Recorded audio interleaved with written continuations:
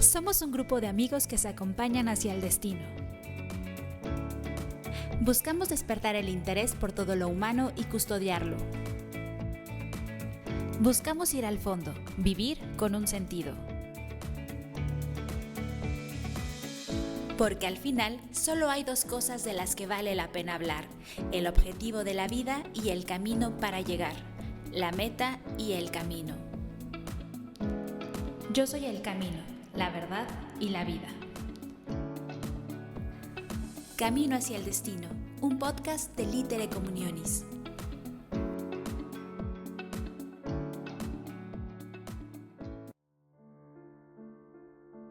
Hola amigos y bienvenidos a un nuevo episodio de Camino hacia el Destino. En esta ocasión vamos a tocar el tema de la esperanza a través de dos segmentos. Un fragmento de una entrevista que realizamos a Laura de la comunidad de Cuba y una reflexión de nuestro querido amigo Daniel Semprini.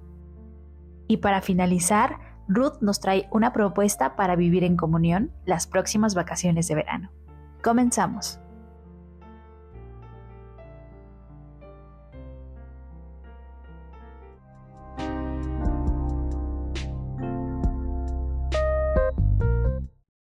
En el mes de marzo se llevó a cabo la Asamblea de Responsables de América Latina de Comunión y Liberación en Brasil. Allí tuvimos la oportunidad de escuchar el testimonio de Laura, quien es la responsable de la comunidad de La Habana. Es una joven psicóloga que también fue responsable del primer encuentro Habana. Ella nos compartió su testimonio al frente de este primer encuentro, que tenía poco de haberse realizado. Lo que les voy a compartir ahora es parte de una conversación que tuvimos en un momento libre de la asamblea donde pudimos encontrarnos, intercalada de algunos fragmentos del artículo Una extraña alegría, una extraña compañía, escrito por Alfonso Calavia y que pueden encontrar en la revista del mes de abril.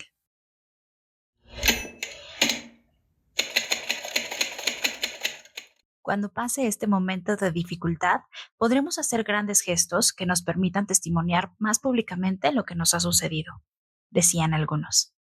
Sin embargo, a lo largo de estos años, la relación con varios amigos les ha ido desafiando. En cada encuentro, en cada conversación, han empezado a intuir que la fe no tiene por qué esperar tiempos mejores para ser vivida, que el testimonio no depende de que la realidad cambie, sino de la certeza de lo que han encontrado. Y así, los amigos cubanos han querido decirle al mundo quiénes son y comunicar la belleza que viven.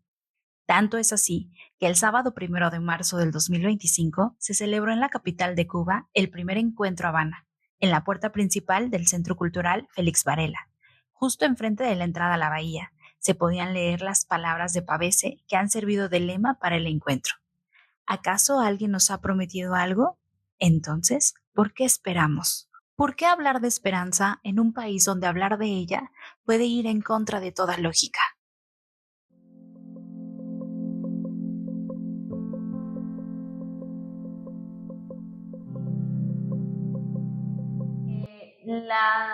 En Cuba, por las mismas circunstancias, la esperanza es como muy frágil en el sentido de que tienes que continuamente estar renovándola, porque fácilmente si olvidas, si te desligas de esa compañía, fácilmente te olvidas de que existe uno que responde a esas necesidades últimas que hay en ti.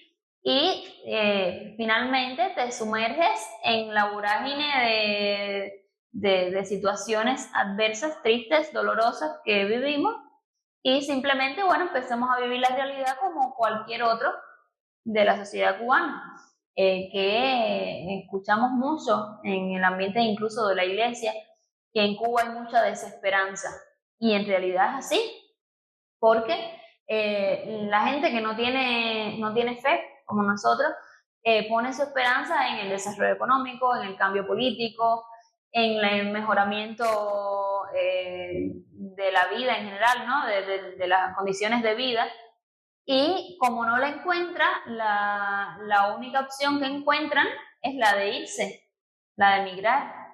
Y entonces, frente a esa realidad, nosotros como cristianos también podríamos vernos caer en esa misma lógica del mundo que no es la misma, no es la lógica que nos presenta Cristo, ¿no? Porque al final, bueno, y tristemente lo hemos visto con muchos amigos que han emigrado, o que finalmente han caído en esta lógica, es que tu felicidad no depende del lugar en donde tú estés. Si te vas a los Estados Unidos, ahí hay otras situaciones, otras circunstancias que también van a demandar de ti una respuesta. Y bueno, las condiciones de vida pueden ser mejor, pero tienes otros retos. Y la esperanza verdaderamente se juega en esos momentos desafiantes, duros. Y eso los hay en todos lados del mundo. Somos el mismo hombre el mismo hombre y la misma mujer en todo el mundo. Y eso yo lo he podido constatar también en espacios como estos, del Aral, la compañía de amigos de fuera que visitan mucho Cuba y que nos encanta recibir.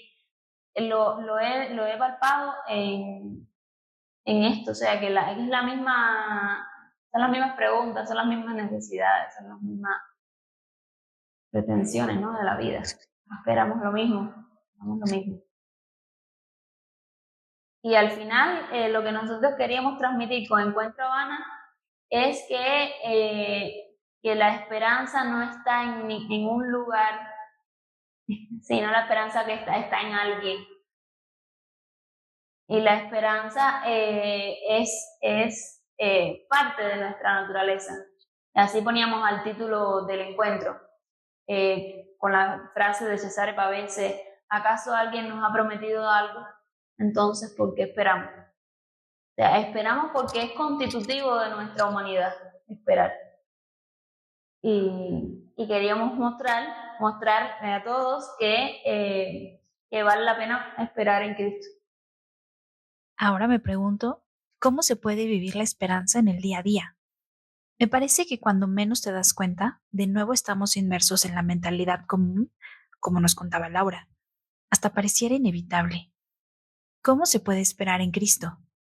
Entonces, Laura me contó lo siguiente. Te comento así brevemente un hecho que sucedía la semana pasada. El fin de semana pasado, Cuba entera se quedó sin corriente por 3 días, de viernes a domingo. Cuba entera apagada. Empezaron a derretirse los refrigeradores, ¿no? La comida que está dentro de los refrigeradores era la principal preocupación, ¿no? Porque es la poca comida que tenemos, la tenemos guardadita para poder tener para varios días en el mes, etc. Y bueno, ya pasaban los días y nos íbamos preocupando cada vez más. Y también se empieza uno a experimentar como una especie de impotencia, de rabia, de muchas cosas juntas, porque estás a oscuras en tu casa, no puedes hacer nada, ni siquiera puedes leer, porque estás a oscuras. Entonces, estaba muy agobiada porque yo vivo sola y estar ahí viviendo esa oscuridad en soledad era muy fuerte para mí. Normalmente cada vez que sucede esto, que no es la primera vez que sucede, me voy a casa de alguno de los amigos de la comunidad, pero esta vez llamaba a una de ellas y no lograba contactar. Y entonces digo, bueno, no queda de otra opción, me tengo que quedar aquí sola en mi casa y nada, enfrentar esto. Igual estaba pidiéndole mucho a Dios que me diera la tranquilidad, que el miedo que estaba sintiendo que me ayudara a vivirlo, ¿no? Y al otro día habíamos organizado para vivir el retiro de Cuaresma el domingo de ese fin de semana. Y llegué, no sabíamos bien si se iba a hacer o no el retiro finalmente, pero llegué ahí y me puse a llorar. O sea, me puse a descargar todo eso que había vivido el fin de semana. Y como llegar al encuentro con los amigos era el momento de dejarlo todo, ¿no? De dejar todo lo que había sufrido, de que me había sentido sola. Y fue también sentir el abrazo y que me escucharan. O sea, yo decía, yo no sé si va a haber o no retiro, pero yo voy a ir. Porque yo necesitaba ir, necesitaba estar con ellos, para que me dijeran una cosa diferente, porque hacía una semana o dos atrás habíamos tenido Encuentro Habana y resulta que todos habíamos salido muy contentos, muy felices de la experiencia del Encuentro Habana, la esperanza sigue viva y de pronto el fin de semana siguiente nos quitan la corriente. Y decimos, ¿a dónde se fue la esperanza? La esperanza se fue a la basura, ¿no? Pero son como esos instantes en que los amigos y la pertenencia a esa comunidad te rescata de querer tirar la toalla, ¿no? Y vuelve a reavivar la esperanza, porque en fin de cuentas, y eso no aprendíamos en el retiro, en la reflexión que nos hacía Jean Piero en el retiro, de que al final la esperanza no es una idea, la esperanza no es en el abstracto, sino la esperanza se da en cada uno de esos instantes en el que otro te rescata y te dice, tranquila, estamos aquí, esto va a pasar, lo vamos a vivir juntos, en otra ocasión que vivas esto, llámanos, cosas así. Y eso es lo que rescata también, es la verdadera esperanza, que al final la otra que uno piensa, sí, tengo esperanza, no, la esperanza es en la experiencia concreta, en el momento en que la realidad te está oprimiendo más. La respuesta ante mis preguntas, como muchas otras veces, está en la unión con la comunidad. ¿Cómo se puede vivir la esperanza? Supongo, como lo contaba Laura, que vamos a caer en la desesperanza en algunas ocasiones, pero siempre fiados y unidos a la comunidad nos logra rescatar y de nuevo verlo a él, con E mayúscula, en los rostros concretos.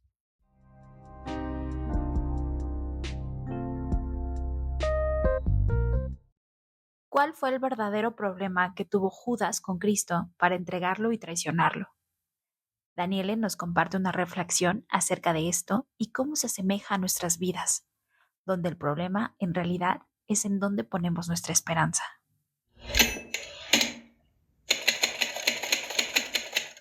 La esperanza y la traición de Judas. No fue por los 30 denarios, sino por la esperanza que él había suscitado aquel día, que Jesús había levantado en Judas. Giussani comenta, no lo vendió por un miserable apego al dinero, lo vendió y lo abandonó porque el reino, es decir, la salvación, no estaba según su mentalidad. La promesa de Cristo era diferente de lo que él había imaginado. Para acercarnos al drama de Judas, vamos a dar algunos pasos hablando de la esperanza. Sin esperanza no se puede vivir. Sería como intentar moverse sabiendo que un abismo sin fondo se abre a pocos metros frente a nosotros. Basta ver cómo un enfermo terminal que no cree en la inmortalidad pasa los últimos momentos de su existencia. El pasado da consistencia a nuestra identidad. El futuro la abre a la posibilidad de crecer y enriquecerse. Si lo posible se convierte en imposible, la raíz de nuestra vitalidad se seca y se pudre. La esperanza abre el espacio y el tiempo, y es secundario lo que luego puede colmarlos. Es como para un estudiante al final del año escolar.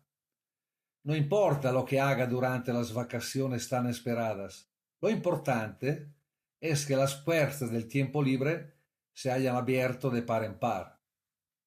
Para decirlo mejor, es precisamente el carácter indefinido de lo que puede suceder lo que aumenta el encanto de la perspectiva inaugurada por la fiesta.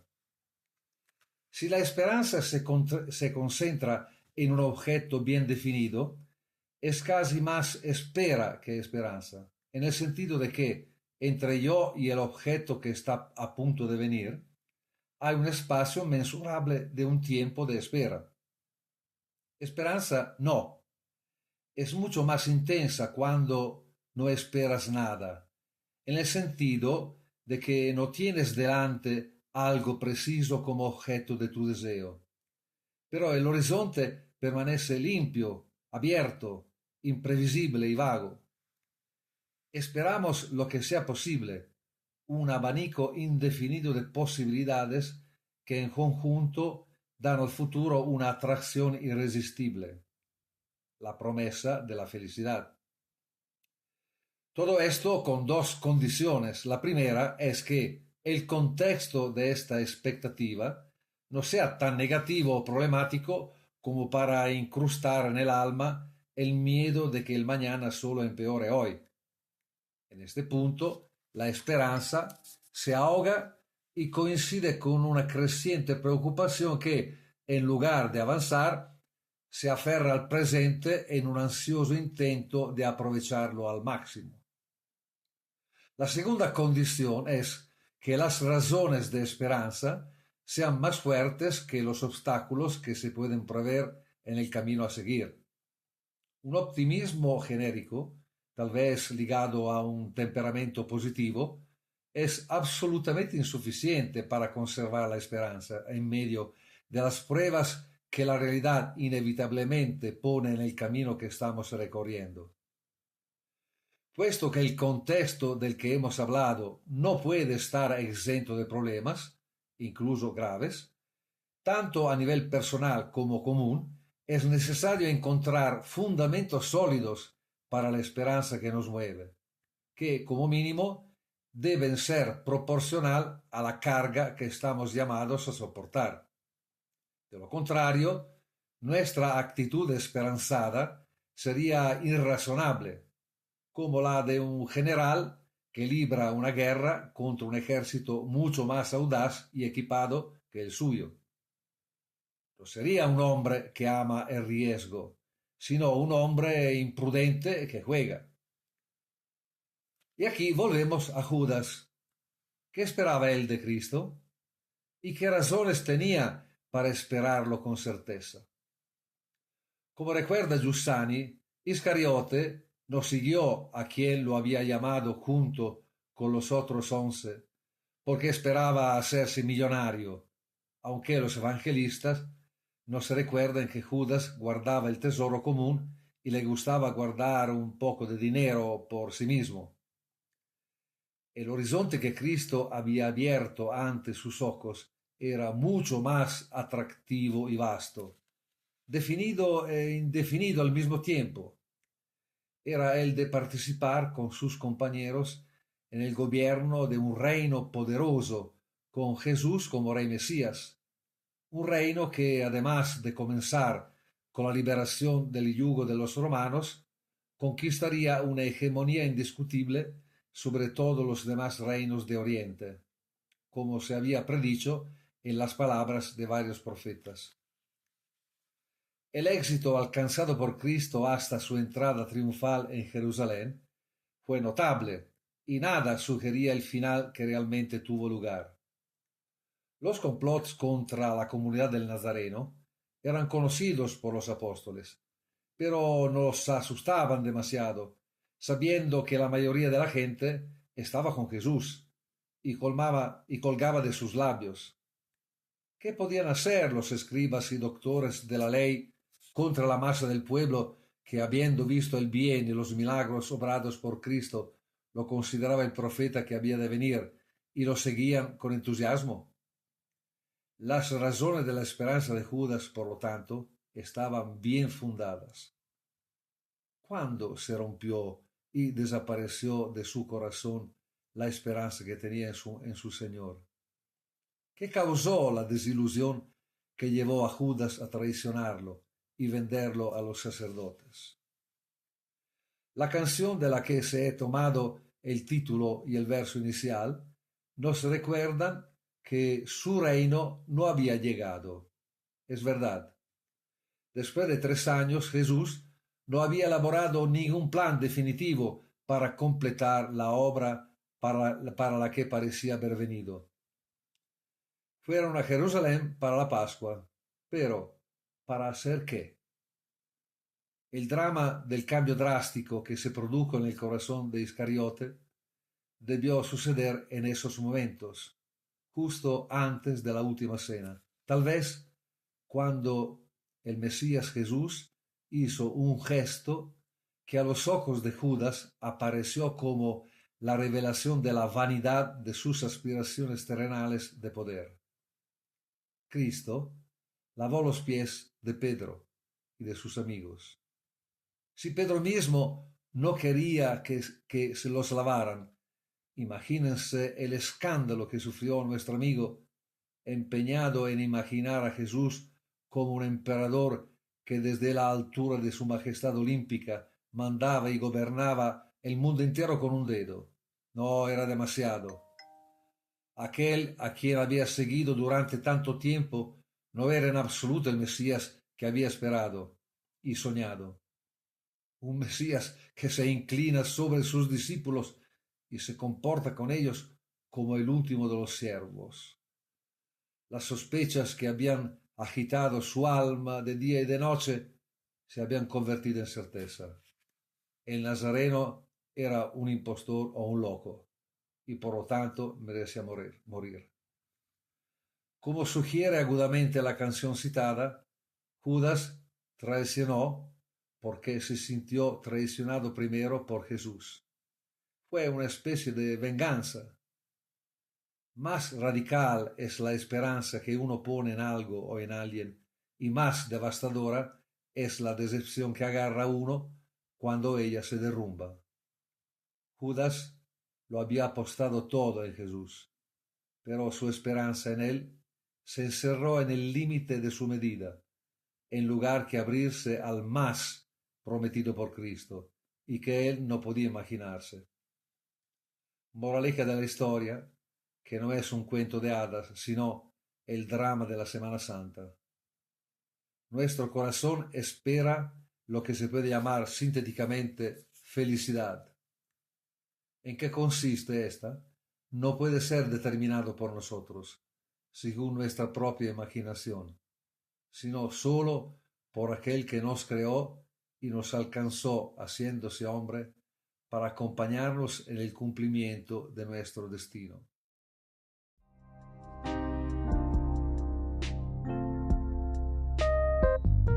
Una de las cosas que más me desafían es aprender a vivir bien el tiempo libre.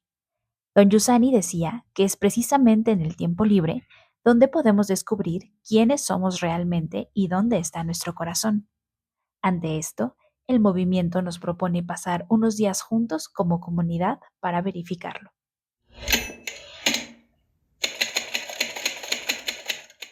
Hola amigos, las vacaciones nacionales de Comunión y Liberación 2025 ya están por venir. Un gesto verdaderamente grande, bello y fundamental como todo lo que el movimiento nos propone. Quisiera insistir con toda claridad en que no lo demos por descontado antes de tiempo, en que nos atrevamos a poner en común entre nuestros amigos el juicio sobre nuestra participación, que vivamos la comunionalidad en todo, no solo esos días, sino siempre, desde el simple hecho de tomar la decisión de ir o de no ir, poner en común nuestras circunstancias, ya sean laborales, económicas, familiares, sociales, con la apertura y disponibilidad de ser verdaderamente ayudados y acompañados. En esta ocasión, nuestros amigos Lourdes y Nacho de la Comunidad de Puebla nos compartirán un poco de su experiencia al respecto. Para mí es un agasajo tenerlos tan cerca, queridos amigos. Así que, comencemos. Hola Lourdes y Nacho, muchísimas gracias por participar con nosotros. Y para comenzar, ¿podrían platicarnos un poco sobre qué les motivó a participar en las vacaciones el año pasado? Tengo entendido que hace algunos años que no habían asistido, ¿cierto? Sí, es cierto. De hecho, no habíamos asistido a muchísimos gestos del movimiento. En general, nos habíamos alejado.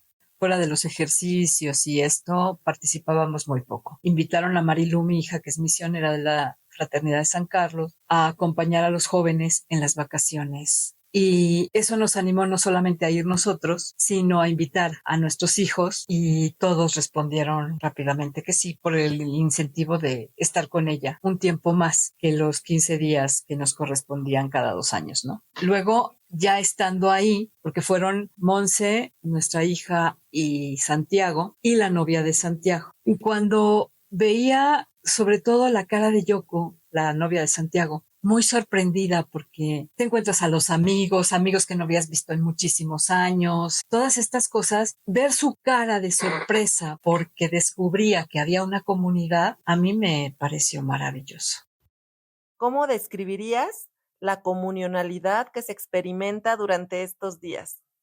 Es una cosa que está fuera de lo común, fuera de lo que tú esperarías de unas vacaciones con amigos. Vaya, le pidieron a mi marido que estuviera en el orden. Cuando estaba gestionando lo del orden con Baruch y con los otros amigos de Puebla, era vivir más intensamente el cuidado de la comunidad y el cuidado de las vacaciones. Y era algo muy lindo verlos participar así, porque en realidad la amistad nace y crece de la tarea común. Y aceptar la tarea común es algo que te hace, pues sí, que te hace unirte a tus amigos de una manera, pues que ayuda mucho a tomarte una cerveza de vez en cuando y etcétera, pero después de esta tarea común, ¿me explico? O sea, recoger los frutos de estar juntos, cuidando a la comunidad, es algo lindísimo.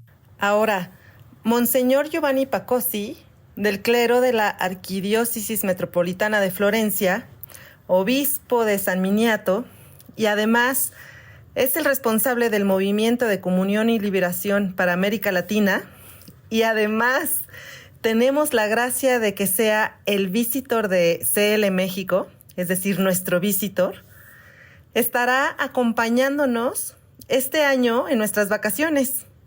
No es por nada, pero es un gran acontecimiento. ¿A ti qué te parece esto? Bueno, para mí es su presencia asegura esta compañía del movimiento que te sostiene. Cuando murió Don Yus, yo me acuerdo cuando me dieron la noticia, nuestra visitor era Nuria y me llamó por teléfono. Yo era responsable de la comunidad de Jalapa y me dijo, tengo que decirte algo. Ya sabíamos que Don Yus estaba mal. Don Yus acaba de morir. La primera sensación fue como de una desprotección enorme, una soledad muy grande. Y decía, ¿y ahora qué va a pasar? Luego llega Carrón y nos vuelve a decir, no están solos, esto no es de una persona, sino que el espíritu busca que estemos siempre acompañados. Muy poquito después, antes de que fuera nombrado Carrón, murió el Papa Juan Pablo II y más todavía, ¿no? Una soledad terrible. Después, cuando queda Carrón en la presidencia de la fraternidad y entra Ratzinger, fue una cosa bellísima. Y de ahí constantemente hemos sido acompañados en las cosas más difíciles como han sido estos años y agradezco muchísimo porque estas personas que están guiando el movimiento en este momento nos mantuvieron siempre con mano firme, con no equivoquen el camino, aquí es el Papa y nosotros somos fieles al Papa. Y ahí es el camino clarísimo, no hay para dónde hacerse, nos toca obedecer y crecer. Eso lo agradezco muchísimo y el que representa para nosotros esta figura cercana del centro es Giovanni Pacossi. Además, después de haber seguido con él los ejercicios, pues es alguien cercano, es alguien que cumple con esto, que me ayuda a mirar adecuadamente la realidad y a no perderme en mis elucubraciones. ¿Qué le dirías a los amigos que están dudando en participar en este año, ya sea por la cuestión económica, por organizar la agenda, etcétera? Lo que yo les diría es, traten de mirar cómo el Señor habla en la historia, pónganlo en sus manos y pidan que conserve el deseo. Habrá años que no puedan asistir o habrá situaciones en las que no puedan salvar los obstáculos, pero el deseo es lo más importante, que este deseo se conserve y que el Señor, que es el único que puede responder a nuestros deseos, lo colme en algún momento. Finalmente, como decía don Giuseppe, el cristianismo no es una religión, es una vivencia, es una presencia, es la presencia de Manuel, de Dios con nosotros. Y Cristo está con nosotros constantemente en la Eucaristía. Y sin embargo hay veces que por cuestiones de circunstancia no se puede recibir y sin embargo no se aparta. Yo entiendo que en un momento determinado la circunstancia impida que alguien pueda participar. Pero como decía Lourdes, yo creo que la idea central es el deseo de estar ahí y el participar, aunque no estés físicamente. Pueden rezar por los que vamos, pueden pedir por los que vamos, pueden alegrarse con los que vamos. Además, no sé si vaya porque finalmente lo estoy planeando, pero igual ya no voy, ¿no? Ya no depende, a lo mejor no depende de mí, no sé qué pase para ese día. La idea es la conciencia de que estamos ahí, estamos juntos y nuestra presencia rebasa el tiempo y el espacio, ¿no? Y por último, nos han compartido ya la riqueza de vivir las vacaciones en familia, con los amigos, con la comunidad. Pero como matrimonio, ¿qué sucedió? ¿Cómo lo vivieron? ¿Hubo alguna novedad? Pues la novedad es que pudiéramos vivirlo juntos, porque esto ha sido difícil durante nuestro matrimonio. No ha sido siempre evidente que pudiéramos vivir juntos el movimiento. Al contrario, hubo muchísimo tiempo en el que más bien era fuente como de desavenencias y no de unidad. Y sin embargo ahora, justo el pedirle a Luis que participara en el orden, fíjate qué chistoso, porque estuvimos menos tiempo juntos, o sea, no es que estuviéramos pegados todas las vacaciones y cada quien estaba como muy en su momento. Sin embargo, había una unidad más profunda y esto nace no solamente de haber participado en las vacaciones, de la venida de Marilú, de los hijos, etcétera, sino de la acogida de la que hemos sido objetos en la comunidad de Puebla. Es decir, fue la vez que más he sentido que participábamos en el gesto abrazados y arropados por nuestros amigos. Es chistoso porque parecería que nuestra unidad como matrimonio es de dos, pero no. Nuestra unidad como matrimonio, acogidos dentro de la comunidad de Puebla que nos ha recibido así, crece y se convierte en algo mucho más grande, mucho más grande. Yo creo que primero esta relación obviamente con Lourdes que se hace cada vez más profunda y con más significado, pero también el hecho de poder compartirla con otros matrimonios. Particularmente hubo matrimonios con los cuales teníamos problemas con nuestros hijos, con la situación en la que trabajo, con varias cosas y cosas alegres, y tuvimos espacios para compartir con los matrimonios amigos esos momentos, y eso creo que fue muy, muy importante. Amigos, quedé muy conmovida, provocada y agradecida por su testimonio fiel, sencillo y muy real de cómo nos describen un poco sobre su experiencia en las vacaciones. Espero que sea de mucha ayuda también para todos quienes nos escuchan y sea un empujón más para mirar esta propuesta más en serio y como un gran bien para nuestras vidas. Nos escuchamos pronto.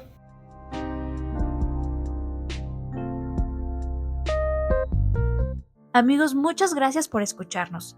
Recuerda que puedes ponerte en contacto con nosotros a través del correo y redes sociales que dejamos en la descripción. Nos vemos en el siguiente episodio. Esto fue Camino hacia el Destino, un podcast de Litere Communionis.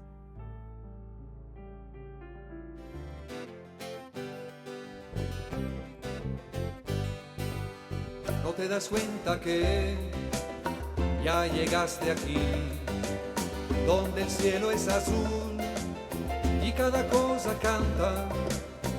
No has visto que aquella cara ya tiene algo que no habías visto jamás. Tiene algo que no habías visto jamás.